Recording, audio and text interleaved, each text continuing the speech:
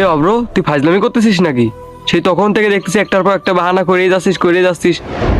তোর টাকা তুই নিজে দিবি, আমরা দিতে যাবো কেন তোর টাকা? শোন ব্রো, বাপের টাকা চলি, আর আমার বাপে টাকা দেয় কি তোরে দেওয়ার জন্য নাকি? তোরে যে দিব আর তোর টাকা তুই দিবি, তোর টাকা কেউ দিতে পারবো না। টাকা নেই তাহলে ঢুকলি কেন? এই তুই থাম। এ অব্র, তোর কাছে কি সত্যিই কোনো টাকা নেই? না রে বন্ধু, আমার কাছে কোনো টাকা নেই। তাইলে আবার কি, কোনো আদিক্ষেতা দেখানোর টাইম আমাদের নাই, ঠিক আছে? এখন আমরা খাবো, তুই দাঁড়াই দাঁড়াই দেখবি, না হয় সোজা বাড়ি চলে যাবি। এই তাইলে তোরা থাক, আমি আমাদের তিনজনের জন্য খাবার আনতে যাচ্ছি।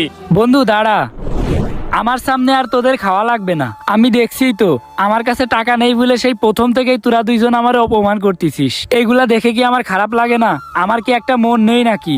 তাইলে শোন কাহিনী। এ অব্র, আজকে আমরা পার্কে ঘুরতে যাচ্ছি, তুই আমাদের সাথে চল। পার্কে ঘুরতে যাচ্ছিস? পার্কে ঘুরতে যাতে কয় টাকা করে লাগবেন রে? মনে হয় 400-500 টাকার মতো লাগবে না। 400-500 টাকা? এত টাকা আমি কই পাবো? আমার কাছে তো আপাতত এত টাকা নেই।